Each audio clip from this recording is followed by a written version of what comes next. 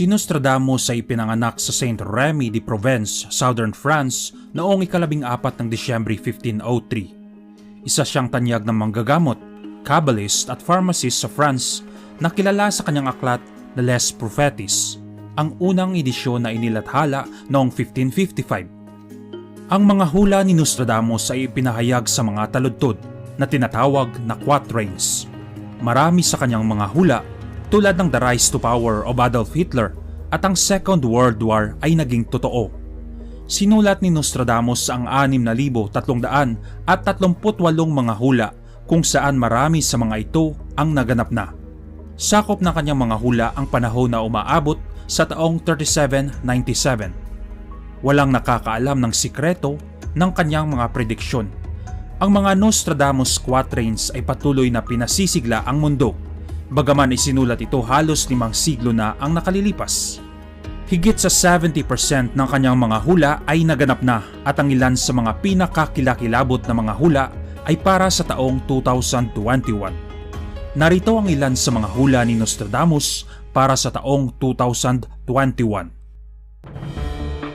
Ikawalo, mapapalapit ni Pope Francis ang mga tao sa simbahan.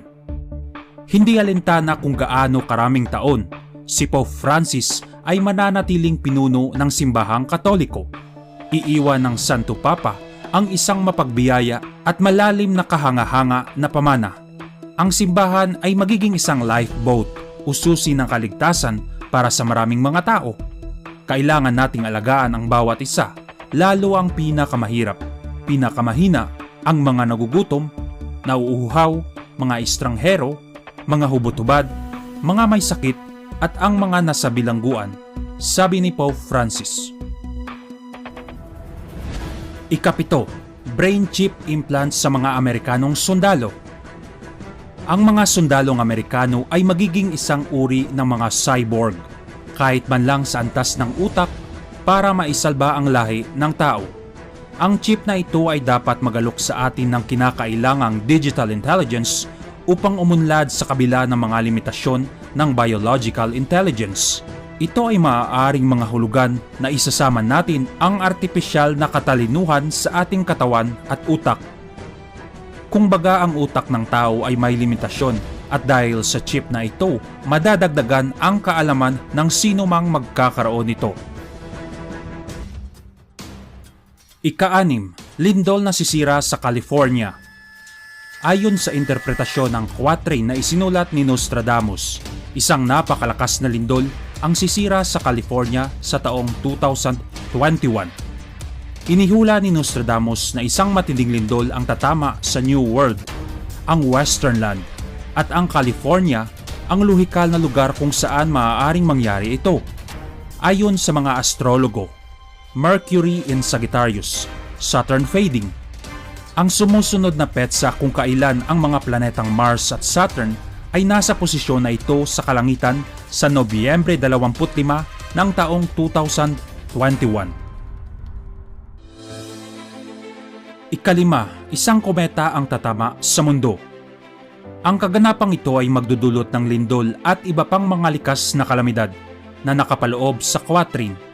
In the sky, one sees fire and a long trail of sparks. Ang iba pang interpretasyon ng quatrain na ito ay iginiit na tumutukoy ito sa asteroid na tatama sa daigdig. Kapag pumapasok ito sa atmosphere ng mundo, ang asteroid ay masusunog at lumilitaw sa kalangitan tulad ng apoy.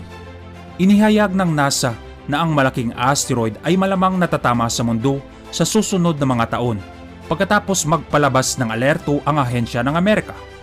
Ang asteroid na tinatawag na 2009 KF1 ay may pagkakataon na tumama sa Earth sa ika-6 ng Mayo 2021. Ang NASA ay darating sa konklusyon na ito, kasunod ng mga pagsusuri tungkol sa trajectory nito.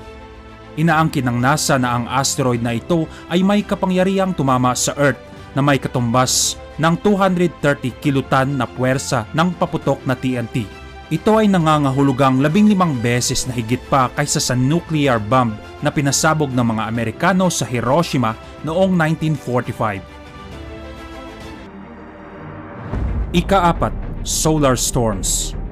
Ang 2021 ay magiging makabuluhang taon sa mga tuntunin ng mga pangunahing pandaigdigang kaganapan.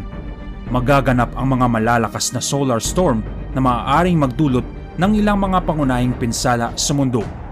Makikita natin ang pagtaas ng tubig at ang lupa ay bumabagsak sa ilalim nito, ayon kay Nostradamus. Ang mga mapanganib na epekto ng mga pagbabago sa klima ay hahantong sa digmaan at salungatan dahil ang buong mundo ay mag-aaway sa mga resources at kasunod nito ang mass migration o maraming tao ang lilipat.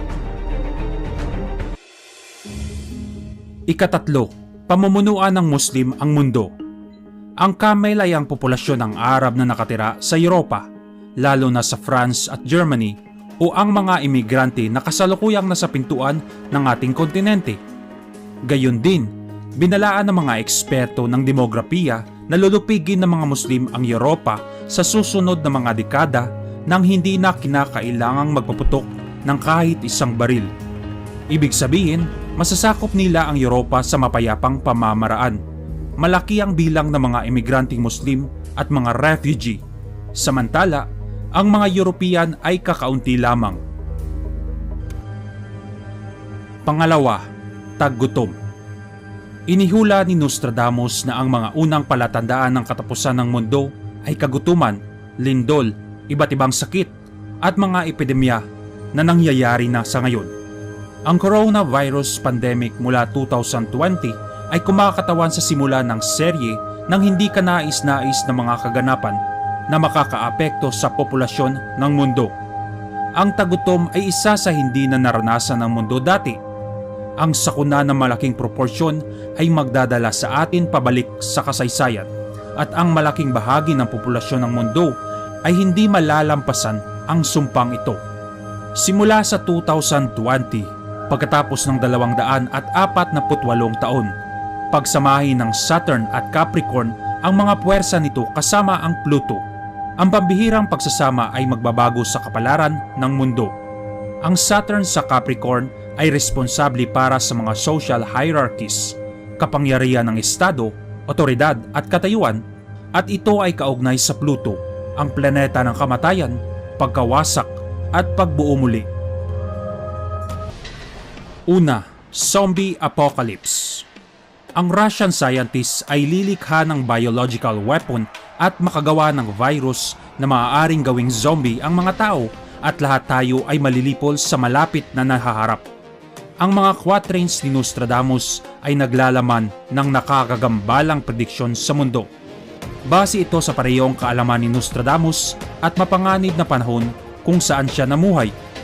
Ang 8 mga hula ng 2021 ay naghahayag ng mga fragment ng prediksyon ni Nostradamus para sa ating mundo. Tandaan na ito ay mga hula lamang, maaaring hindi ito mangyayari o maaaring maganap sa hindi inaasahang pagkakataon. Kung ikaw ang tatanungin, naniniwala ka ba sa prediksyon ni Nostradamus para sa taong 2021?